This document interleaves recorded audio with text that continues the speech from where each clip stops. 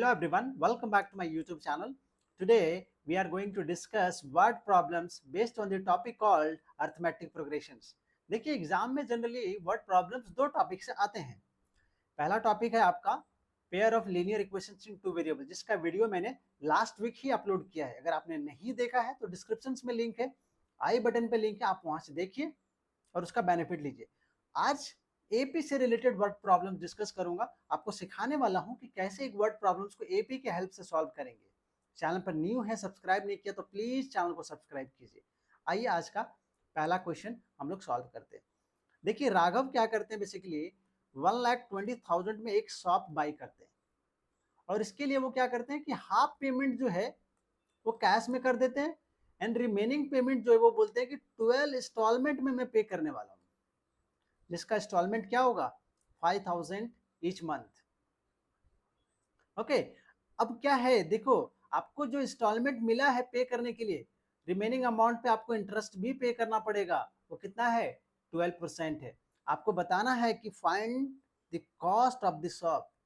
क्या एक्चुअल में राघव को 1,20,000 ही पड़ा कि ज्यादा पड़ा, इंस्टॉलमेंट से ज्यादा पड़ेगा. आप आइए इसको सॉल्व करते हैं, हम लोग सीखते हैं.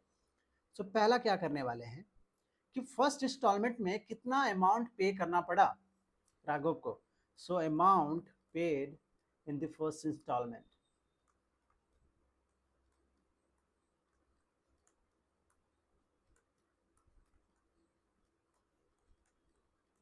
First installment, alright. बार बार ये स्टेटमेंट नहीं लिखेंगे, एक बार लिखना पड़ेगा. फर्स्ट इंस्टॉलमेंट में कितना पे करना पड़ेगा आप बताओ. 5,000 रुपीज तो फिक्स कर दिया कि हर एक इंस्टॉलमेंट में मुझे इतना देना है. प्लस आप देखो हाफ पेमेंट उसने कर दिया था, मतलब 60,000 डाउन पेमेंट हो गया है. कितने में, कैश में कर दिया.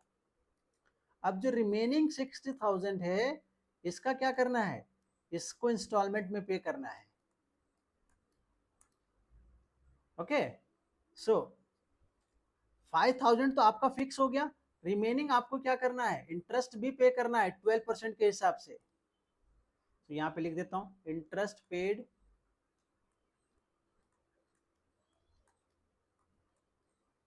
अब इंटरेस्ट किस पे पेड किया जाएगा, जो 60,000 है उस पे. Interest paid on ₹60,000.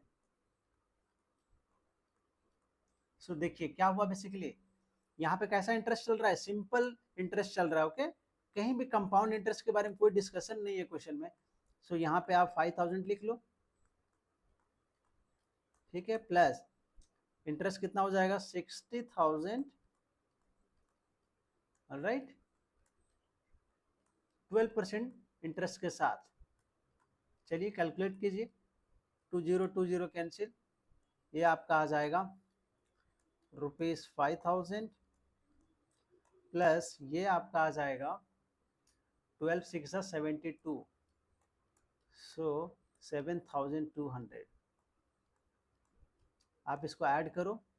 फाइनली ये जो है आपका, इसको मैं A1 कह रहा हूँ, एपी के लैंग्वेज में A1, फर्स्ट टर्म. ठीक है, फर्स्ट इंस्टॉलमेंट जा रहा है इसलिए मैं इसको बोल रहा हूँ फर्स्ट टर्म. कितना आएगा आप सम करो, इट इज 1200, सॉरी 12,200. यहाँ तक ठीक है. 7 + 5 दैट इज 12 एंड 12,200 यहाँ से. ठीक है, इसी तरीके से क्या होगा, आपका सेकंड इंस्टॉलमेंट भी जाएगा. चलिए उसको भी लिख लेते हैं हम लोग. Amount paid in the second instalment,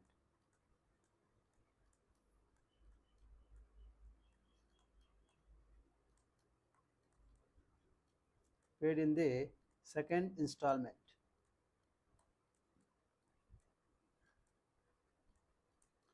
ये क्या हो जाएगा, इसको मैं आपको A2 बोल रहा हूँ, दिस इज माई A2. ये क्या हो जाएगा 5,000 रुपीज, जो आपका इंस्टॉलमेंट का अमाउंट है ये तो जाएगा, साथ में आप इंटरेस्ट भी पे कर रहे हो. अब आपका क्या हुआ, फर्स्ट इंस्टॉलमेंट जा चुका है, तो अब जो अमाउंट बचा है वो कितना बच रहा है 55,000. So now you need to pay the interest on ₹55,000. ठीक है, अब इसको कैलकुलेट करो. ₹5,000 प्लस यहाँ पे ₹55,000 को लिखिए और साथ में क्या कीजिए, इसका 12% कैलकुलेट कीजिए, क्योंकि इस 12% के हिसाब से इस पर आपको इंटरेस्ट भी पे करना है। राइट, इसको आप कैंसिल आउट करो, जो कैंसिल आउट हो रहा है 20 कैंसिल, कितना आ जाएगा आपका 5,000 प्लस 0 मल्टीप्लाई करो, 12 5 जा 60, 0 अगेन 6, 12 5 जा 60 प्लस 6 दैट इज 66 में 6,600। ये आपका इंटरेस्ट है और ये आपका इंस्टॉलमेंट जो फिक्स किया है आपने, दोनों को अगर आप ऐड कर दोगे इट विल बी 11,600। सो ये आपका आया A2, AP का सेकेंड टर्म। ठीक है, इसी तरीके से हमारा क्या आएगा, third instalment. Okay, amount paid in the third instalment. कब तक करोगे आप, थर्ड इंस्टॉलमेंट तक, A1 A2 A3, क्योंकि फिर वहां से मुझे कॉमन डिफरेंस चेक करना है और कॉमन डिफरेंस से फिर मैं पता करूंगा कि सच में AP फॉर्म करने वाला है या नहीं है। सो ये लास्ट कर रहे हैं यहाँ पे, amount paid in the third instalment.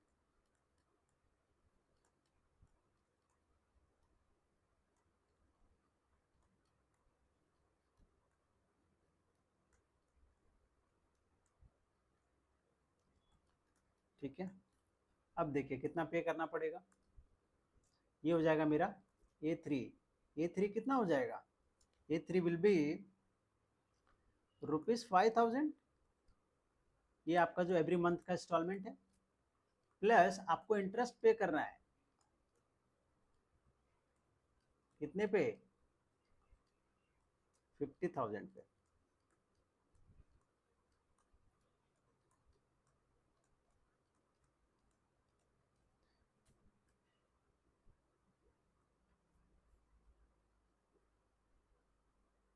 ठीक है यहाँ तक। नाउ अब क्या करो, यहाँ से आप ₹5,000 प्लस क्या करो, 50,000 पे इंटरेस्ट कैलकुलेट करो, दैट इज 12%, डिवाइड कर दीजिए 20, कितना आ जाएगा ये आपका, ये है आपका 5,000 प्लस 12 5 जा 6,000। सो कितना आ गया, A3 आपका आ गया जाके 11,000। So this is my third term A3। अब आप क्या करो, A1 आ गया, A2 आ गया, A3 आ गया। A1 ये है आपका, ये है आपका A2 और ये है आपका A3। अब क्या करेंगे हम लोग यहाँ पे कॉमन डिफरेंस फाइंड करने की कोशिश करते हैं। पहले क्या करेंगे, A2 minus A1, A2 minus A1 कितना है देखो, A2 आपका 11,600 और A1 कितना आपका 12,200। क्या हो जाएगा बताइए, 11,600 माइनस 12,200 कितना आएगा, ये आ जाएगा आपका 4 and 2 that is 6, that is minus 600। ठीक है, एक बार और चेक कर लेते हैं हम लोग किससे, अभी हमने किससे कैलकुलेट किया, A2 A1 से। अब क्या करेंगे, A3 A2 से कैलकुलेट करो, वहां से कंफर्म पता चलेगा। A3 A2 से कितना आ जाएगा, A3 है आपका 11,000 और A2 है आपका 11,600, सब्ट्रैक्ट कीजिए अगेन -600। सो क्या देखा हमने कि जो कॉमन डिफरेंस अपना आया A2 A3 से और A2 A1 से, क्या आया, सेम आया। क्या आया, सेम आया, राइट। इसका मतलब क्या हुआ कि ये AP फॉर्म करने वाला है। ठीक है, यहाँ पे भी जो कॉमन डिफरेंस आया -600 आया और यहाँ पे भी जो आया -600 आया, मतलब नाउ वी आर कन्फर्म कि हम अब एपी फॉर्म कर सकते हैं। सही है यहाँ तक, ठीक है। एपी किस चीज का फॉर्म कर रहे हैं, यहाँ पे हम लोग क्या देख रहे हैं कि A1 क्या है, फर्स्ट इंस्टॉलमेंट में जो पैसा दिया है, A2 क्या है, जो सेकंड इंस्टॉलमेंट में पैसा दिया है, और जो थर्ड इंस्टॉलमेंट में पैसा दिया है उसको हम क्या बोल रहे हैं, A3 बोल रहे हैं। इस तरीके से क्या होगा, 12 इंस्टॉलमेंट होगा। तो 12 इंस्टॉलमेंट में राघव ने कितना पैसे दिए, कितना पेमेंट किया, ये हम क्या करेंगे, कैलकुलेट करेंगे। तो उसके लिए क्या करना पड़ेगा, मुझे सम फॉर्मूला का हेल्प लेना पड़ेगा। Sn equal to n/2 2a plus n-1 into T. ठीक है, क्या करो आप, n कितना हो गया यहाँ पे 12 इंस्टॉलमेंट है, तो 12/2 2a, ये कितना आया, ये मतलब A1 that is 12,200 plus 12 minus 1 that is 11 into D, D is what, that is -600। Solve करो, 6 आ जाएगा इधर, यहाँ पे क्या आ जाएगा 24,400 माइनस 11 6 66 00। ठीक है, इसको आप सॉल्व करो, ये कितना आ जाएगा सम, रुपीज 1,06,800। सब्ट्रैक्ट करो, मल्टीप्लाई करो, ये आएगा। मतलब राघव ने 12 इंस्टॉलमेंट में कितने पैसे पे कर दिए, देखिए आप 1,06,800। ठीक है, पे कितना करना था 60,000 बाकी था, उसके बदले में जब आपने इंस्टॉलमेंट का हेल्प लिया, इंस्टॉलमेंट से पे कर रहे हो, तो आपको कितना पे करना पड़ रहा है 1,06,800। अभी आप देखिए क्या हो रहा है यहाँ पे, क्या पूछा जा रहा है कि find the cost of the shop. तो फाइनली कितना पे करना पड़ा राघव को, चलो यहीं पे कर लेते हैं हम लोग calculate.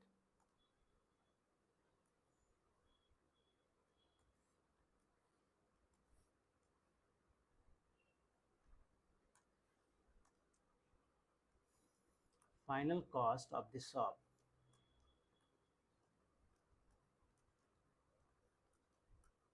Cost of the shop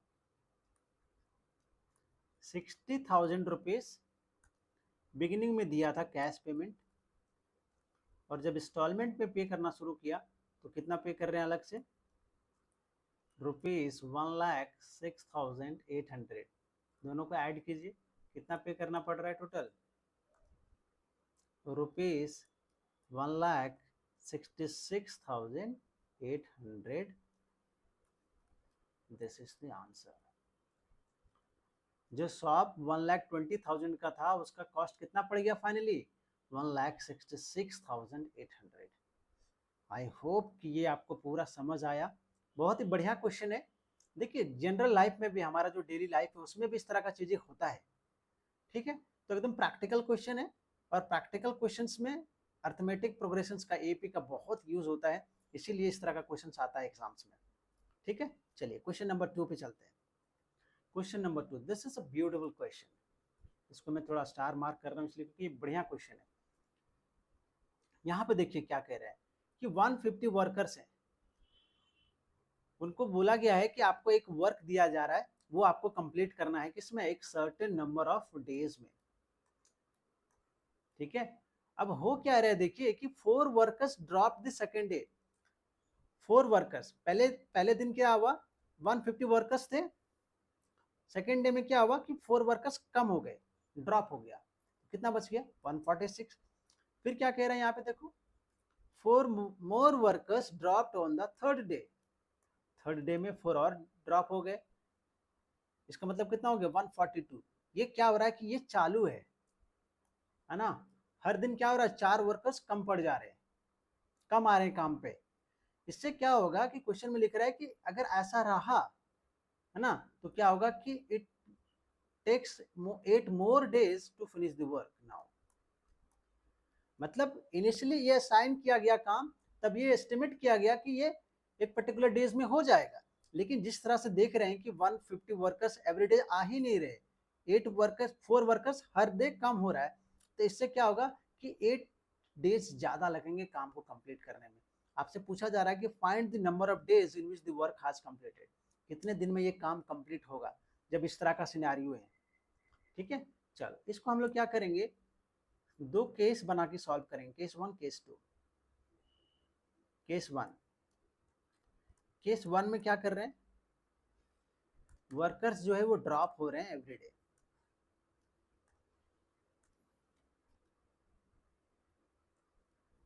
case one, 4 workers dropped every day।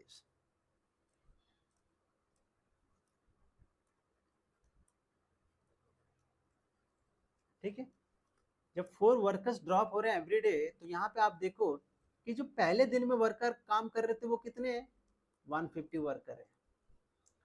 Second day में क्या बोला कि 4 कम हो गए, मतलब 150 माइनस 4 दैट इज 146। फिर थर्ड डे में क्या बोला कि 4 मोर वर्कर्स ड्रॉप्ड, सो 146 में 4 सब्ट्रैक्ट कर दीजिए, कितना आया 142। अब देखो इस क्वेश्चन में सबसे पहला आपको ये चैलेंज आएगा कि क्या ये एपी से सॉल्व होगा।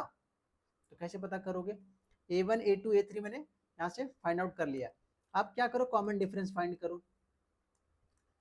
पहले क्या करो, A2 माइनस A1 करो, देखो कितना आता है। A2 minus A1 146 minus 150, how much we are getting, we are getting -4। ठीक है, फिर आप क्या करो, A3 माइनस A2 से चेक करो, देखो are we getting this same or not. 142 minus 146, how much we are getting -4। So क्या हो रहा है, यहाँ पे भी कॉमन डिफरेंस -4 है, यहाँ पे भी कॉमन डिफरेंस क्या है, -4 है। इसका मतलब सही जा रहे हैं अपन, ये एक एपी फॉर्म कर रहा है। ऑलराइट, अब देखो क्या करेंगे, लेट अस एज्यूम कि ये जो वर्कर का जो पैटर्न है ना, कि फर्स्ट डे में 150 वर्कर्स आए, सेकंड डे में 146 वर्कर आए, थर्ड डे में 142 वर्कर आए, और इस तरीके से हर दिन वर्कर्स क्या कर रहे हैं, डिक्रीज कर रहे हैं। अगर ऐसा रहा तो जो ये काम है ना वो एंड डेज में कंप्लीट होगा। Let us assume the work is completed in and days, assume the work has completed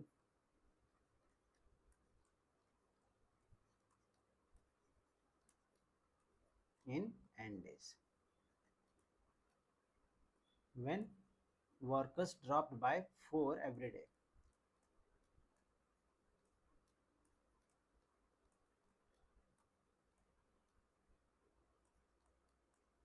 जब 4 वर्कर एवरी डे ड्रॉप हो रहे हैं तब काम को कंप्लीट करने में n डेज लगेगा। ठीक है, ये मैंने एज्यूम कर लिया। अब मैं क्या करने वाला हूं, टोटल कितने नंबर ऑफ वर्कर लगे इस काम को कंप्लीट करने के लिए, हर दिन अलग अलग वर्कर आ रहे हैं, तो देखते हैं कि टोटल कितने वर्कर्स काम किए इस काम को कंप्लीट करने में, क्योंकि ये काम एन डेज में कंप्लीट हो रहा है। तो क्या करोगे आप, total number of workers, total number of workers, total number of workers कैसे आएगा, एसएन फॉर्मूला से आएगा। ठीक है, क्योंकि फर्स्ट डे को मैं A1 बोल रहा हूँ, A1 में अलग वर्कर आए हैं, A2 में अलग आए हैं, A3 में अलग आए हैं, तो क्या कर दो, सबका सम कर दो, n/2 2a plus n-1 into day. देखिए ये जो सम फॉर्मूला है ना ये बहुत हेल्पफुल है एपी में। ठीक है, अब यहाँ से क्या करो आप, n/2, ठीक है, 2a आपको मालूम है कितना, दैट इज 150 जो आपका फर्स्ट टर्म है, plus n-1 into D, D कितना आपका -4 है, राइट। इसको आप मल्टीप्लाई करो, इसको सॉल्व करो, फाइनली आप जब इसको सॉल्व करेंगे तो n/2 300 -4n n+4, इसको आप आगे सॉल्व करो, कितना आएगा, n/2 304 -4n अब यहाँ पे देखो, यहाँ से दोनों से मैं क्या कर सकता हूँ, 2 कॉमन ले सकता हूँ, 2 कॉमन ले लो,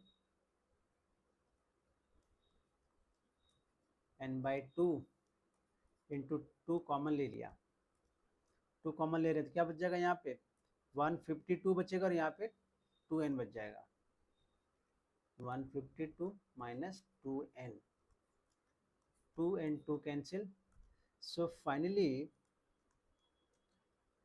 टोटल नंबर ऑफ वर्कर्स जो आए वो कितना आया, n इंटू 152 माइनस 2n। लेकिन अभी तक हम क्वेश्चंस का आंसर फाइंड आउट कर पाए हैं क्या, नहीं। क्या पूछा जा रहा है कि कितने दिन में ये काम कंप्लीट हुआ है, ये कैलकुलेट करो। तो ये था केस नंबर 1 जहां पे 4 वर्कर्स ड्रॉप हो रहे थे हर दिन। अब केस नंबर 2 मैं मानता हूँ, तो इसको क्या करो, केस नंबर 2 लो आप। केस नंबर 2 में मैं ये एज्यूम करता हूँ कि कोई भी वर्कर ड्रॉप नहीं हो रहे, every day 150 workers are coming and doing the work. Case number 2, 150 workers work every day,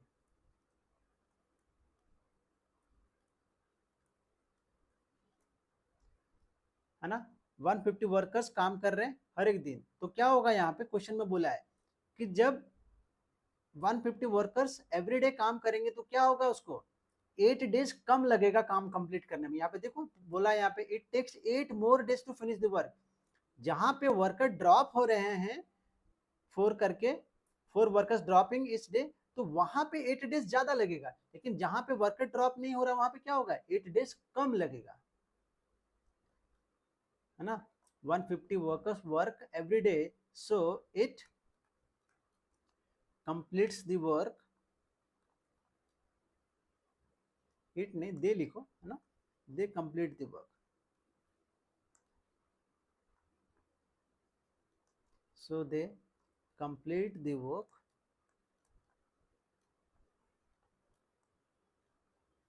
in n-8 days। पहले केस में n डेज में कंप्लीट हो रहा था काम, अब यहाँ पे वर्कर ड्रॉप नहीं हो रहा है तो ये क्या करेंगे, 8 डेज कम में काम को कंप्लीट कर देंगे, ठीक है। सो यहाँ पे टोटल नंबर ऑफ वर्कर्स कितना आएगा,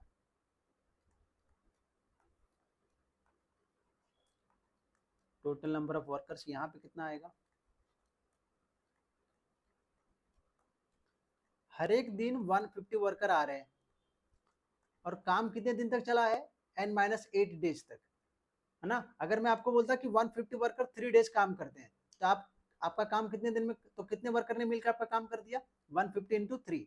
लेकिन यहाँ पे 150 वर्कर n-8 डेज कर रहे हैं, तो टोटल वर्कर्स कितने हो गए, 150 इंटू n-8, ठीक है। अब यहाँ पे देखो टोटल नंबर ऑफ वर्कर्स ये भी है और ये भी है, तो दोनों को क्या कर दो, इक्वेट कर दो, equation 1 and equation 2।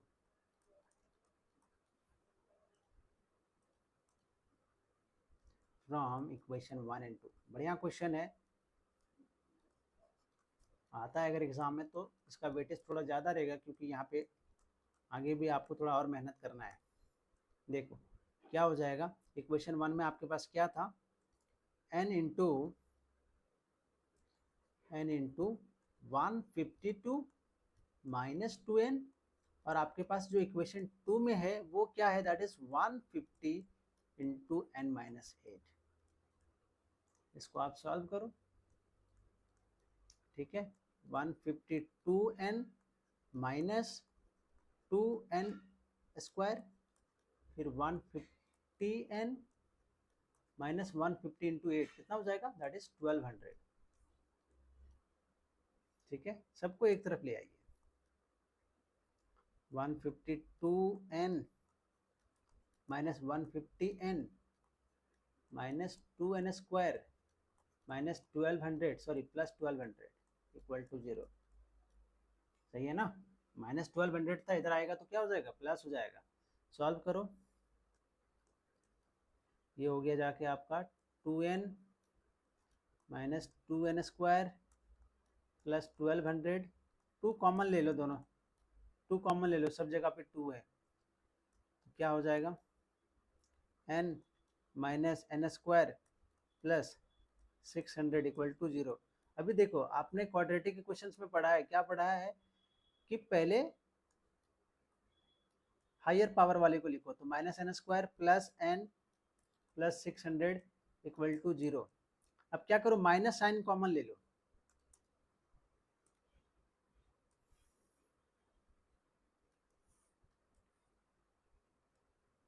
Minus sign क्या कीजिए यहाँ पे कॉमन लीजिए, तो क्या हो जाएगा आपका final equation, n square minus n minus 600 equal to 0। ये आपका आया। अब क्या करो, आप इसको फैक्टराइज करो, सॉल्व करो, ठीक है, यहाँ पे मैं लिख रहा हूँ, फैक्टराइज करोगे तो क्या आएगा, एन स्क्वायर माइनस, यहाँ पे क्या लिखेंगे 25n minus 24n minus 600 equal to 0। ठीक है, आप इसको सेपरेट करो, आपका आ जाएगा n minus 25 n minus 24, sorry n plus 24 equal to 0। Right, फिर यहाँ से इसको सॉल्व कीजिए, क्या आ रहा है आपका, एक जगह पे आपको आएगा n इक्वल टू 25 एंड दूसरी जगह पे आ रहा है आपका n इक्वल टू माइनस 24। क्या ये एक्सेप्टेबल है?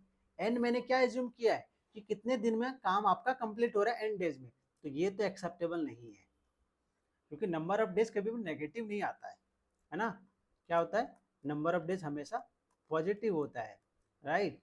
सो n equal to 25 days, this is my answer.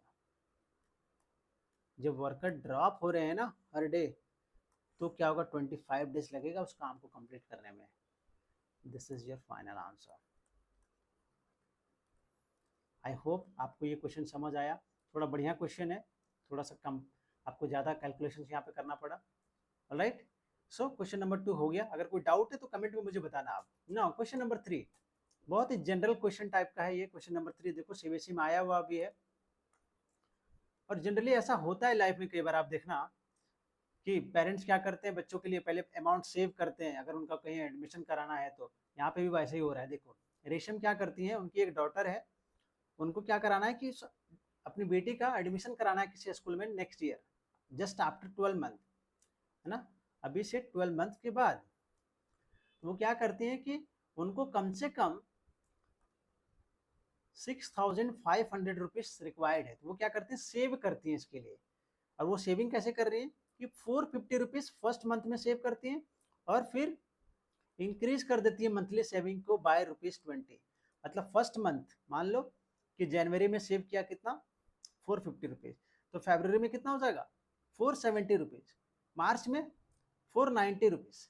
Okay, उसके बाद क्या पूछ रहा है कि after year how much money will see save, एक साल के बाद कितना पैसा उनके पास रहेगा रेशम जी के पास, और क्या उनका जो सपना है बच्चों को स्कूल में एडमिशन कराना, क्या ये फुलफिल हो पाएगा, ये भी आपसे पूछा जा रहा है।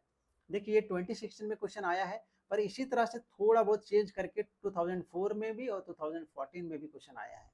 Alright, so this is a good question. चलिए क्या करेंगे कि फर्स्ट मंथ में जो सेविंग किया रेशम जी ने, उसको मैं A1 कहता हूँ। फर्स्ट मंथ में सेविंग कितना किया है, दैट इज ₹450।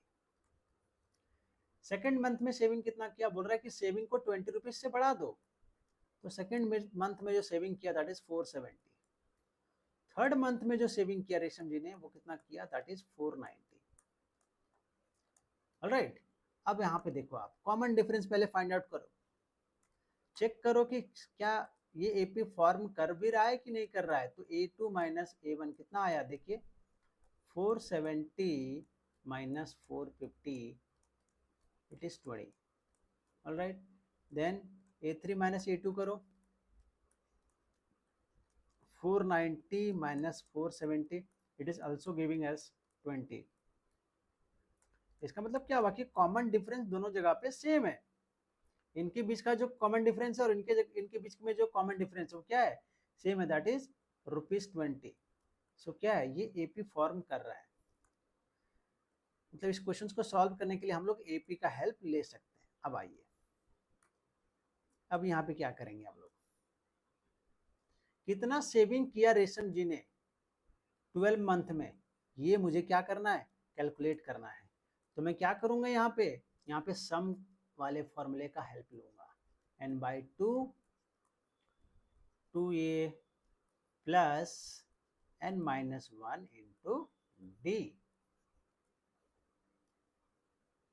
12 मंथ में कितना सेविंग किया है, तो यहाँ पे S12 कर दो, यहाँ पे 12/2 कर दो, ठीक है। 2a 2 इंटू 450 प्लस यहाँ क्या हो जाएगा 12 - 1 दैट इज 11 एंड डी आपका 20 है। कैलकुलेट कीजिए कितना आ रहा है, ये आपका 6 आ जाएगा एंड ये आपका आ जाएगा 900, है ना, प्लस 11 2 जा 22 220 कितना आ रहा है 6 इंटू 1120। अब इसको मल्टीप्लाई करो। फाइनली जो सेविंग है रेशम जी का वो कितना है 6750 रुपीज। इनको कितना चाहिए, सो यहाँ पे लिख लेते हैं हम लोग total saving. So total saving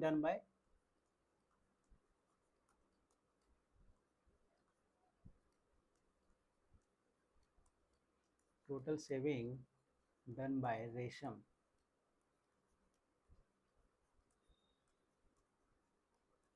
in 12 months.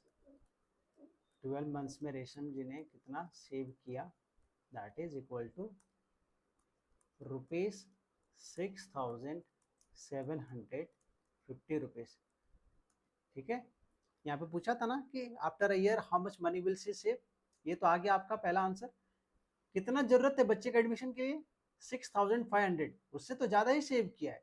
तो क्या उनका ड्रीम फुलफिल होगा, यस। आंसर है यस, उनका ड्रीम फुलफिल हो रहा है। ओके यस, ठीक है। यहाँ पे बाकी का स्टेटमेंट लिख सकते हो, she is able to fulfil her dream. Okay yes,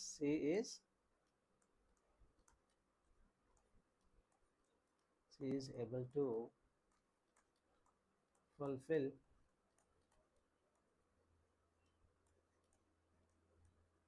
her dream, okay, of sending her daughter to school.